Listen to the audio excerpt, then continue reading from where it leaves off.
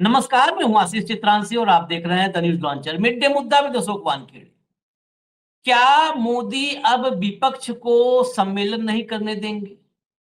विपक्ष की मीटिंगों पर रोक लगा देंगे या लगवा देंगे? क्या ये कड़ी वहां तक जाएगी जहां पर विपक्ष विहीन ये देश बना दिया जाएगा? वन पार्टी और वन लीडर, वन इलेक्शन तो जरूरत ही नहीं रह जाएगी, वन पार्टी वन लीडर, उस दिशा में जा रहे हैं।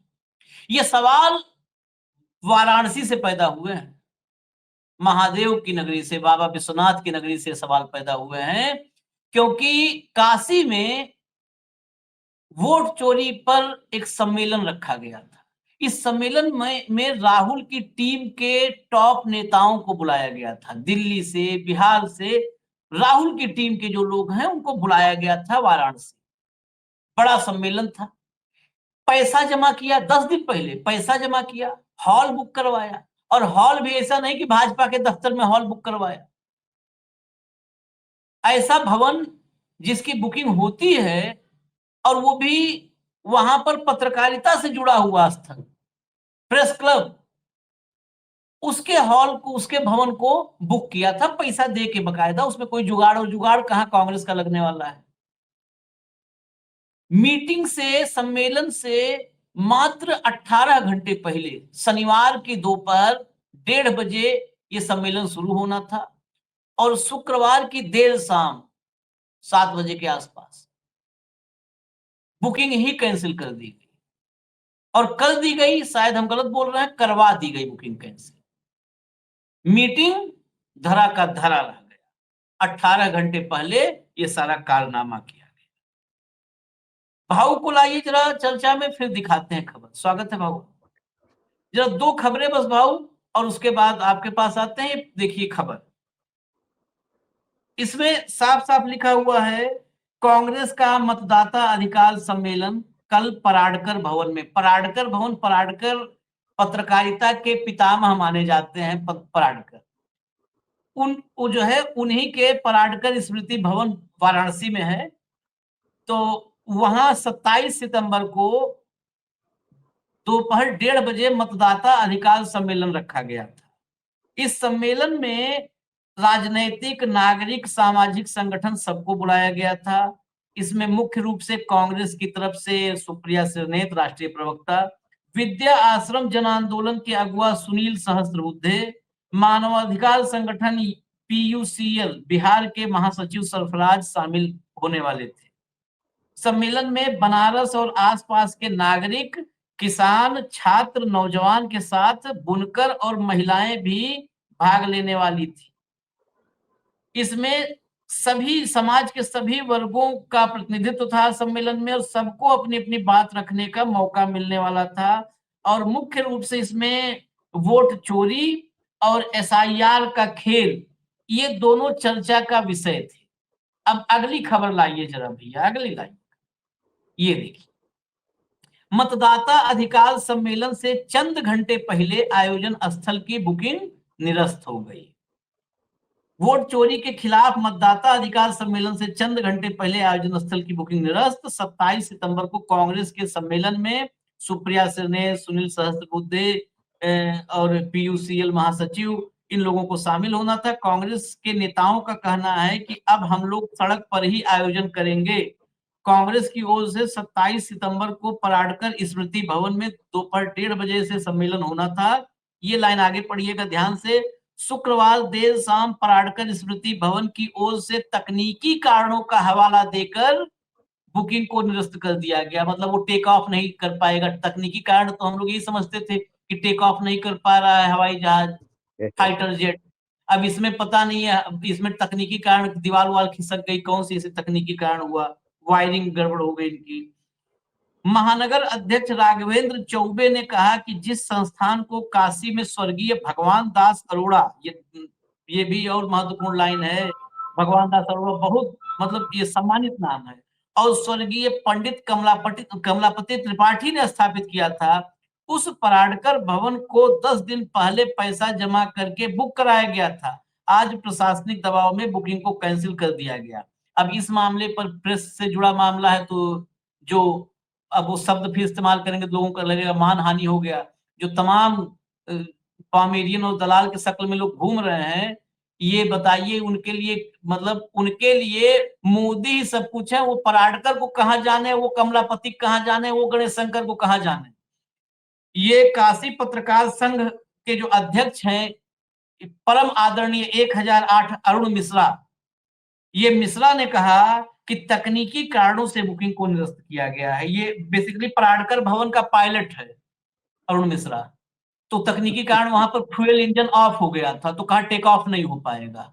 ये पायलट बाबू, ये हमारे ही जमात के लोग हैं। देखिए आशीष जी, ये तो प्रधानमंत्री का अपना लोकसभा क्षेत्र है। क्या प्रधानमंत्री इतने डरे हुए हैं? क्या भाजपा वाकई वोट चोरी में इन्वॉल्व है? क्या भारतीय जनता पार्टी की सरकार मत चोरी से आई है? क्या भारतीय जनता पार्टी की सरकार जनमत की नहीं है? क्या भारतीय जनता पार्टी की सरकार केंद्र में पिछले दरवाजे से आई है? यदि नहीं आती तो लोग आरोप लगाते, फर्क नहीं पड़ता। आप आरोप लगाए, हमारा हमारा आत्मा कहती है कि हमने कोई गलत नहीं किया, तो फिर आरोप लगाने वालों से लोग डरते नहीं, आमने सामने करते हैं।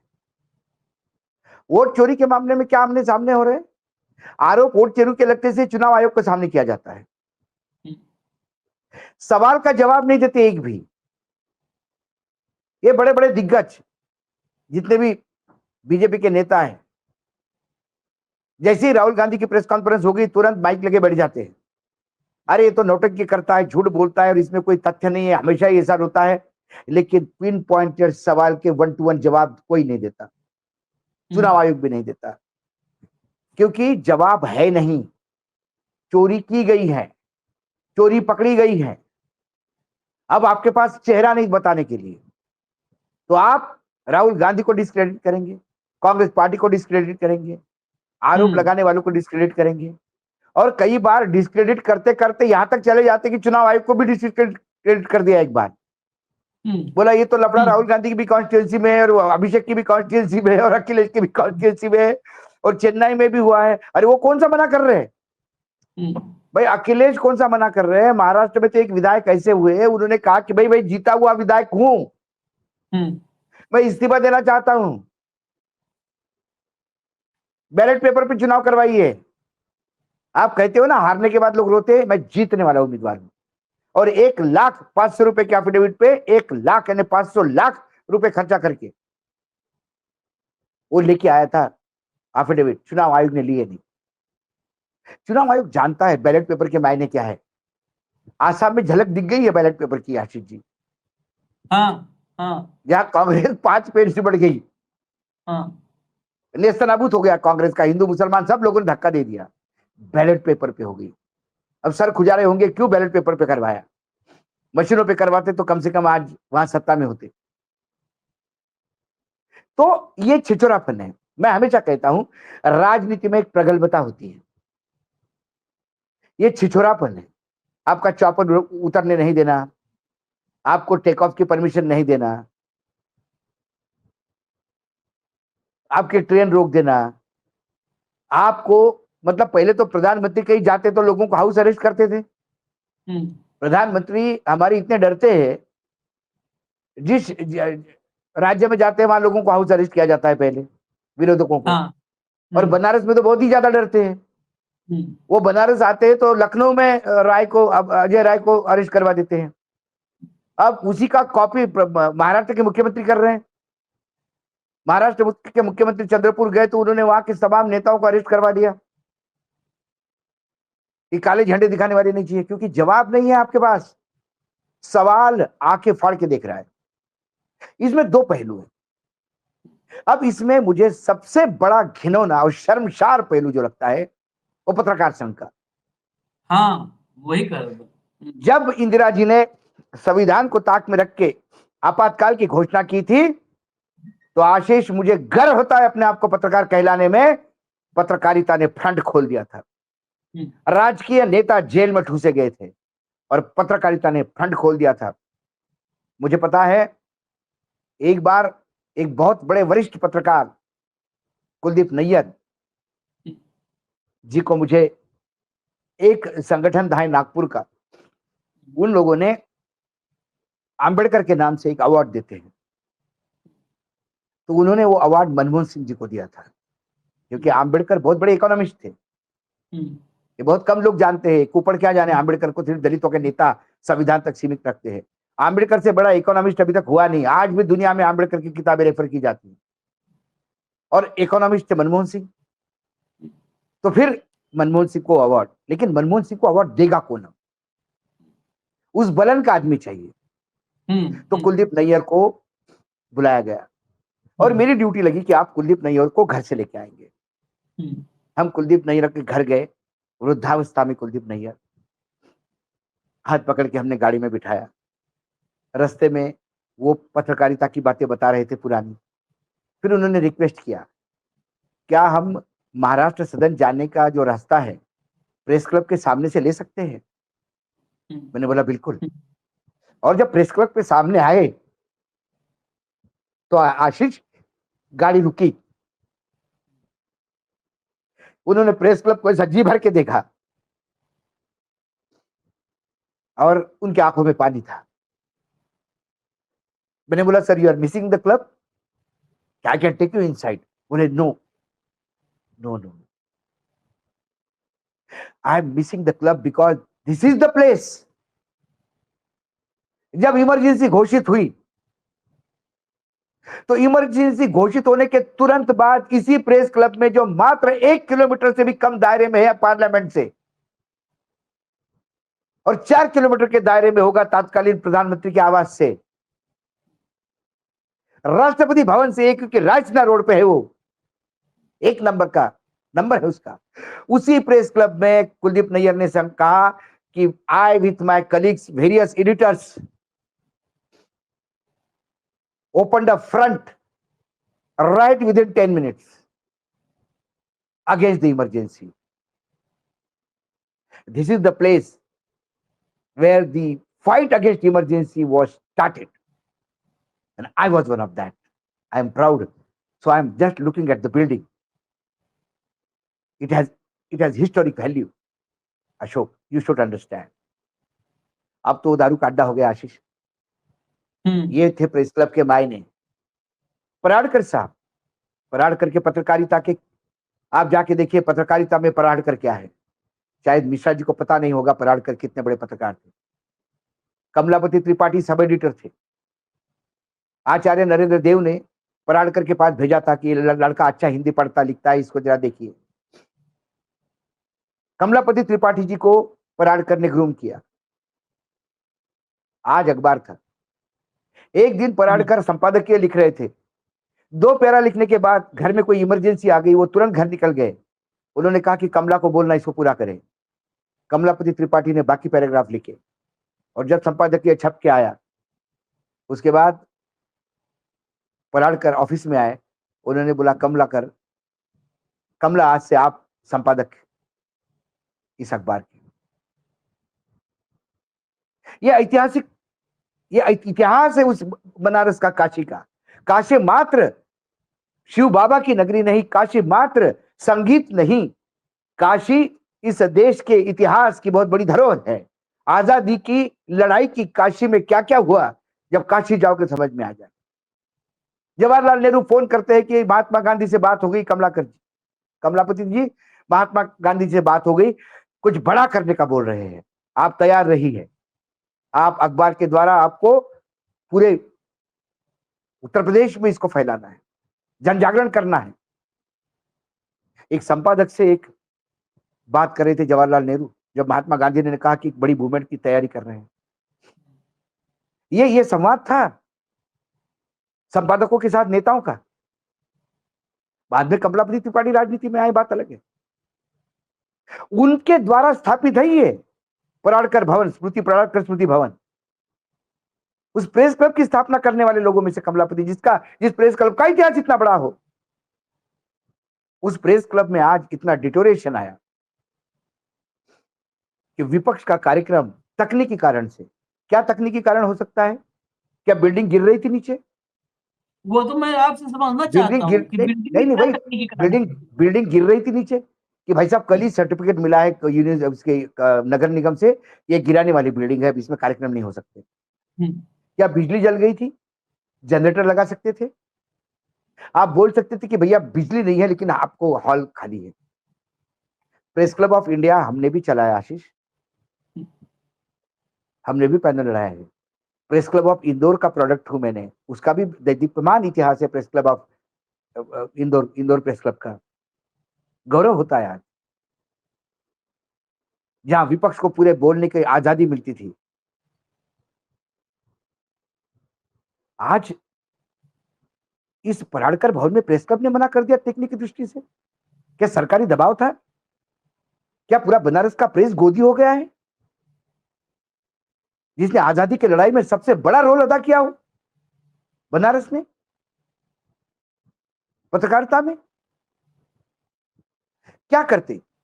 कोई अलग बात तो नहीं करते। हम्म, मतदाता और एसआईआर की बात जो करते वो तो चर्चा पूरे विश्व देश में चल रही है। ये अब तो देश में हो विश्व में रही भी है। इसकी वो हो रही है। हाँ, वही बात वहां होती और आप कितना छुपाओगे? डाला डालने से थोड़ी ना मुर्गे पे सूरज नहीं उगेगा। मैं हाँ, गया था बनारस अभी 1 महीना पहले, हम्म, काफी सामान्य लोगों से बात हुई, वो बोलते पता नहीं इस बार कैसे जीत गए मोदी जी। लोग मतदाता शॉक्ड है कि मोदी जी कैसे जीते। पहला शायद केस है पूरे देश में जहां हारे वाले उम्मीदवार को लोगों ने हार पहना के सांसद घोषित कर दिया, हाँ, हाँ, या हाँ, जनता ने कहा कि चलो आपको चुनाव आयोग नहीं मानता सांसद, लेकिन हम सांसद मानते क्योंकि आप जीते हुए उम्मीदवार हैं, हमारे सांसद आप यही हैं। ये अजय राय को बोला गया लोगों ने। वहां का प्रेस, मैं बोलता मत करो, आपको कवर नहीं करना मत करो, आप उसके खिलाफ लिखिए। हम्म, आप लिखिए भाई, आपकी लाइन यदि बीजेपी की लाइन है तो आप उसके खिलाफ मत करिए, लेकिन सम्मेलन ही होने नहीं देना, जगह नहीं देना। एक डर है, कमलापति त्रिपाठी के जयंती का सम्मेलन भी एक प्राइवेट जगह पे शहर के थोड़ा सा बाहर की तरफ आयोजित किया गया था, हम्म, इसी डर से कि हो सकता है ये कैंसिल करवा दे। हम्म।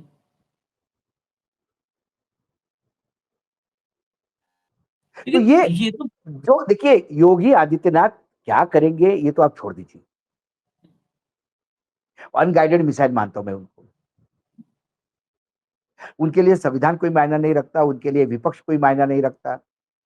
कर अंदर चला बुलडोजर, दिखा दूंगा, ठोक दूंगा, मार दूंगा। हाँ, हाँ, इसी भाषा बताइए। में इसी भाषा से बाहर नहीं आते हो।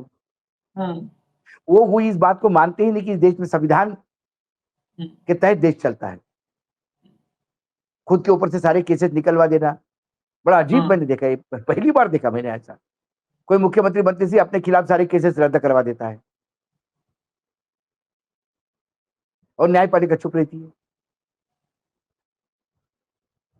कैसी सरकार क्लोजर रिपोर्ट लगा सकती है? केस तो न्यायपालिका में है। कल कोई हत्यारा मुख्यमंत्री हो जाए, कल दाऊद इब्राहिम कहीं का मुख्यमंत्री हो जाए तो पहला आदेश यही निकालेगी मेरे खिलाफ सारे केसेस बंद कर दो, अब मैं पाक सब हाँ, आदमी हो गया। कानून अपना काम करेगा, राजनीति अपनी काम करेगी, संविधान अपना काम करेगा, और आप अपना काम करिए, संविधान के तहत चलाइए। स्कूलों में छत नहीं है, लड़कियों को टॉयलेट नहीं है, और हेलीकॉप्टर के पैसे पैसे हेलीकॉप्टर से फूल वर्षा करने में। फूल हेलीकॉप्टर से कांवड़ पे करना है धर्म। कल क्या कहा वो मौलाना तौकीर रजा को, मौलाना हाँ तौकीर रजा को कहा उस मौलाना को पता नहीं था उत्तर प्रदेश में किसका शासन है, 7 पुश्ते उसकी याद करेंगी। मुसलमानों को लेकर के एकदम मतलब सीधा ऐसा टिप्पणी मैंने संवैधानिक पद वही पर बैठे तो अगर मैं बताऊं भारत में वाकई न्यायपालिका होती ना तो इस देश का चीफ जस्टिस 1 मिनट के अंदर, राष्ट्रपति उतना अधिकार सुप्रीम कोर्ट के पास है, राष्ट्रपति और प्रधानमंत्री भरोसे नहीं रहता, 1 मिनट के अंदर बर्खास्त करवाता कि इस मुख्यमंत्री को हटाओ। ये क्या उलझुल बकता है, लेकिन कुछ नहीं। आपको पता है अभी 3 दिन पहले उन्होंने कहा कहा 11वीं सदी में हिंदू इतने थे और 20वीं सदी में हिंदू इतने कम हो गए, इतने बीच में कैसे घट गए।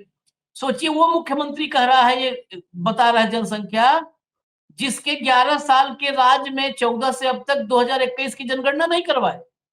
और हाँ और और जनगणना का इतिहास ही 1931 से मिलता है। वो 1000वीं हाँ सदी में इन मतलब बेसिकली क्या है कि देश की जनता को एकदम मूर्ख मानते हैं। 1000वीं नहीं सदी नहीं, की बिल्कुल जनसंख्या योगी आदित्यनाथ को पता है। नहीं, बिल्कुल बिल्कुल पता होगी। हम्म, योगी और बाकी आदित्यनाथ है वो। हम्म कल वो खुद कहे कि मैं जन्मा हूं, हम्म और कहे मैं उसका भाई, अब किसी ने छत्रपति शिवाजी महाराज का अवतार ही बता दिया था। हाँ हम्म, बताइए, मैंने तुरंत छत्रपति शिवाजी महाराज की माफी मांग ली। हम्म, मैंने, महाराज छत्रपति जी मुझे माफ कर दीजिए, मैं हम्म, उस सिस्टम में रह रहा हूं जिस सिस्टम में कैसे कैसे लोग छत्रपति का अवतार बोले जा रहे हैं। छत्रपति का छ का भी जिसकी औकात नहीं हो, जिसकी औकात छत्रपति के नाम लेने का नहीं हो, उसे अवतार बता दिया हाँ जाता है। हाँ तो यही यही योगी आदित्यनाथ की सिस्टम है। मैं नहीं, मुझे नहीं पता कि योगी आदित्यनाथ ने फोन करके बोला या नहीं बोला, लेकिन आशीष सिस्टम बन जाती है। बाबा को खुश करने के लिए बंद करो और बोलो बाबा हमने हाँ। होने नहीं दिया, बाबा बेटा ने अच्छा किया, होने नहीं दिया, और कोई नहीं कहता। बनारस में एक और चीज है ना, बनारस में तो डायरेक्ट पीएमओ की मॉनिटरिंग होती है। हाँ महाराज जी, जो योगी आदित्यनाथ महाराज जी, जिनको महाराज जी कहते हैं, आदित्यनाथ नाम के मुख्यमंत्री को, और ये मोदी जी, इनकी इनकी जोड़ी ना, अमित शाह को तो लोग खाली मतलब अमित शाह को बीच बीच में वो कर देते हैं, थोड़ा बढ़ा चढ़ा करके, लेकिन योगी आदित्यनाथ अमित शाह से बहुत ऊपर हैं। हाँ आपको कल एक वीडियो पहली बार हमने, नहीं तो हम पारिवारिक मसलों में वीडियोज करते नहीं, उसको ये अवॉइड करते हैं हम लोग हमेशा से कि भाई ठीक है। लेकिन ये भी बात साथ में हमेशा कहते हैं कि जो व्यक्ति सार्वजनिक जीवन में, उसका कोई पारिवारिक अपना मामला नहीं हो सकता होता नहीं, सार्वजनिक। बिल्कुल नहीं होता। रघुराज प्रताप सिंह की बेटी का कल पहली बार वीडियो आया है, कल पहली बार वीडियो आया। हम्म। उसने कभी वीडियो नहीं बनाया। कल पहली बार रघुराज की बेटी का वीडियो आया, जिसे राजा भैया नाम से उत्तर प्रदेश में लोग महिमा मंडन करते हैं। और भाई ताकत तो है ही है, उनके हथियारों का जखीरा बीबी ने दिखाया है। पत्नी भानवी सिंह ने हाँ एक हाँ वीडियो जारी किया, हथियारों का जखीरा दिखाया। आज दुनिया भर के डोनाल्ड ट्रंप अपना माथा पीट लेगा। तो कल बेटी का पहली बार वीडियो आया, बेटी ने उसमें पहला लाइन शुरू कहां से किया भाव सोचिए, इस देश में राज चल रहा है और मुख्यमंत्री, नैतिकता कहां बची है। उसने कहा, योगी जी, हमको बार बार टुकड़ों में मारने से अच्छा है, मुझे, मेरी बहन और मेरी माँ को आप किसी को भेज दीजिए, एक ही बार में मरवा दीजिए। और रघुराज प्रताप सिंह का बाद में चर्चा उसमें किया, लेकिन योगी आदित्यनाथ को उसने ये बात कही। क्यों कहा? उसने कहा सीधा कि योगी के संरक्षण में, योगी के समर्थन से हमको खत्म करने की कोशिश की जा रही है। हम और ये महिला उत्थान की बात करते हैं, महिला उत्थान महिलाओं बात की करें, प्रतिष्ठा की बात करते हैं। ये बताइए, हाँ, नवरात्र मनाते हैं। इनके अपने घर की महिलाएं संरक्षण मांग रही है, हम्म, हम्म, और ये पूरे उत्तर प्रदेश की महिलाओं को संरक्षण देने की बात करते हैं। हम्म। यह है वस्तुस्थिति आशीष, ये फैक्ट है। और अभी नौ इसी के तहत सम्मेलन तो हुआ, सम्मेलन रास्ते हम्म, में हुआ। हम्म, संघर्ष करना है तो रास्ते में करा जाएगा, उसमें क्या है। सम्मेलन हुआ, जिनको बोलना था वो बोले, लेकिन ये छिछोरापन, ये छिछोरी हरकतें कहाँ लेके जाएगी। इसके पहले 60 साल तक कांग्रेस का राज रहा, लेकिन ऐसा छिछोरापन कभी नहीं हुआ। हम्म। हाँ हाँ, ये सब तो नहीं था, ये ऐसा सब तो नहीं छिछोरापन था। कभी ऐसा छिछोरापन होता तो फिर जवाहरलाल नेहरू अटल जी के बारे में किसी विदेशी मेहमान को इंट्रोड्यूस करते हुए ये नहीं बोलते हैं, he is one of the brightest parliamentarian we have, and one day he is going to be the prime minister of India. अपने विरोधियों को, जब जवाहरलाल नेहरू पे बहुत कड़े हमले अटल जी करते थे सदन में। और बहुत फर्क भी था, मतलब बहुत ही, कहते ना, मोस्ट जूनियर एक तरह से कहा जाए तो नेहरू जी के हाँ, सामने अटल जी थे, मोस्ट बहुत जूनियर। जूनियर थे। हम्म, तब ये बातें थी, वही लेकिन कहाँ आजकल वही समझ में वही आता। जब अटल जी सीनियर हो गए हम्म, और हम्म, वही जवाहरलाल नेहरू का पोता हम्म, अटल जी से जूनियर था, हाँ, लेकिन जब देखा उन्होंने कि इनकी स्वास्थ्य को इलाज की जरूरत है, तो एक विदेशी डेलीगेशन में भेज दिया, अटल जी आप जाइए, सरकारी खर्चे से आपका इलाज होगा, आप डेलीगेशन में विदेश जाइए, पहले इलाज करवाइए। ये अटल जी ने लिखा है। उस परिप्रेक्ष्य पे, उस कैनवास से जब हम वर्तमान में आते हैं कि पराडकर भवन नहीं मिलेगा जी, नहीं मिलेगा, वो तकनीकी हम काम। तो एक ही लाइन आखिर में कहेंगे भाऊ, एक लाइन। नवरात्र है, और नवरात्र हम लोग जब भी नवरात्र आती है तो हम लोग मनाते हैं अपने निजी आस्था में, लेकिन सुनते हैं मोदी के मन की बात, योगी के हाँ मन हाँ की बात। अभी नवमी को आप देखिएगा, योगी आदित्यनाथ नवमी को कन्या पूजन जब करते हैं तो कन्याओं हाँ कैसे पैर धुलना, उनको खाना खिलाना, सब करते हैं। दो ही कन्या की बात खाली कहूंगा इसी नवरात्र में, नवमी आने से पहले। एक कन्या रघुराज प्रताप सिंह की वो बेटी, जिसने कल वीडियो बनाया, कहा हमारी हमारी बहन और हमारी माँ तीनों एक एक ही बार में मरवा दो योगी जी। और दूसरी वो भी कन्या है, अब वो तो गोरखपुर के पास की कन्या है, सुप्रिया श्रीनेत, जो हम्म, बनारस में बोलने गई थी, वो भी हाँ हर्षवर्धन और की वो बेटी है। और बहुत बड़े हर्षवर्धन पुराने की नेता बेटी है। हर्षवर्धन। हाँ, जो मठ से, जिनका परिवार मठ से जुड़ा हुआ है, हाँ, जिन्होंने मठ को दिया है बहुत कुछ। और और नहीं, और जोड़ दे।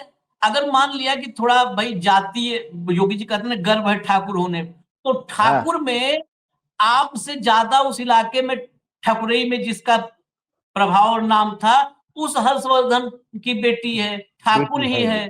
सुप्रिया ने ठाकुर है। तो योगी जी नवरात्र में माता रानी, अगर आप लोग आस्थावान हो तो माता रानी जो है ना वो सब देखती है, सब देखती है। और पूत कपूत सुने हैं प्रणव, माता सुनी कुमाता। तो माता सब देखती है, पूत कपूत को भी देखती है, सपूत को भी देखती है। और कब कान ऐंठ देगी पता नहीं चलेगा। और वो माता कान ऐंठेगी तो फिर जनवरी में, कहते हो ना कि मई में शिमला बना दूंगा, तो कान ऐंठने पे गर्मी आती है, जनवरी में पसीना छूट जाएगा जब माता कान ऐंठेगी। हम्म, तो बिल्कुल आप तो बिल्कुल। मई में शिमला बनाते हो, जनवरी में हम्म, पसीना छूटेगा। खैर, इजाजत दीजिए हमें। लेकिन धन्यवाद भाऊ, एक बहुत बार बहुत। फिर हाँ, अब राजनीति में छिछोरापन आ चुका है, लेकिन मैं हाँ, कम से कम बनारस के पत्रकारिता में इतने नीचे लेवल पे पत्रकारिता जाएगी ये सोच नहीं पा रहा था। आज भी मेरी बनारस के पत्रकारों को हाथ जोड़ के गुजारिश है कि आप बनारस के पत्रकार हैं, जिसका दीप्यमान इतिहास है पत्रकारिता में, हम्म, जिसने पत्रकारिता में मापदंड देश के आजादी से लेकर आज तक गाड़े हैं। कृपा करके अपने उस पुरखों को कमाया हुआ नाम को कालिमा मत लगाइए, इतना मत नीचे गिर जाइए कि सत्ता के आदेश से मत चलिए। सत्ता पर आपका अंकुश होना चाहिए। यहां लगता है कि प्रेस क्लब पर अंकुश सत्ता का है, हम्म। ये मत होने दीजिए। ये जो प्रेस क्लब वगैरह में बैठे लोग हैं भाऊ, इनके एक एक अखबार चलते हैं। मतलब अब हमको नहीं पता है व्यक्तिगत रूप से किसका, लेकिन नॉर्मली जितने बहुत लोग जान रहे हैं उत्तर प्रदेश में, जो बुजुर्ग हो गए हमारे बहुत वरिष्ठ हैं, अखबार कोई न कोई चलता है। वो अखबार क्या चलता है? अखबार चलता नहीं है, अखबार के भरोसे वो चलते हैं पत्रकार लोग, हो गए बुजुर्ग हैं सब, हम हमारे वरिष्ठ हैं, उनका सम्मान है हाथ जोड़ करके। लेकिन वो नहीं खुद चलते, वो अखबार उनको चलाता है। अखबार पे आरओ आता है, बांध दिया गया, चलो जब 50,000 रुपए महीने इसको दे देना, 1 लाख रुपए इसको महीने दे देना, आरओ आ जाता है। उसी पे चलते हैं, वो उसी पे चलते हैं, और दिन भर अपना सवेरे शाम तक फिर नेतागिरी करना है कि बहुत पुराने पत्रकार, बहुत वरिष्ठ, वो बैठ करके चौराहों पे चाय की दुकान पे बताते हैं कि जब हम 80 में लिखे थे तो 82 हो गया था, जब हाँ, सन 80 में लिखे, तो वो सब बताते हैं। और उसके बाद पूरे दिन अपना ये करके आरओ आई जाता है, तो वही अखबार उनको चलाता है। इसलिए इनसे उम्मीद करना बेमानी है, यह है कड़वा सच। उनसे उम्मीद करना, ये लखनऊ से लेके और काशी तक और प्रयागराज तक और छोटे-छोटे जिलों में ये उदाहरण भरे पड़े हैं। और उत्तर प्रदेश में, महाराष्ट्र इस मामले में देखता हूँ पत्रकारिता अभी महाराष्ट्र में तमाम, क्योंकि छोटे-छोटे अखबारों में, वहां के लोकल अखबारों में तमाम बड़ी खबरें छप जाती है। उत्तर प्रदेश में ऐसा नहीं होता।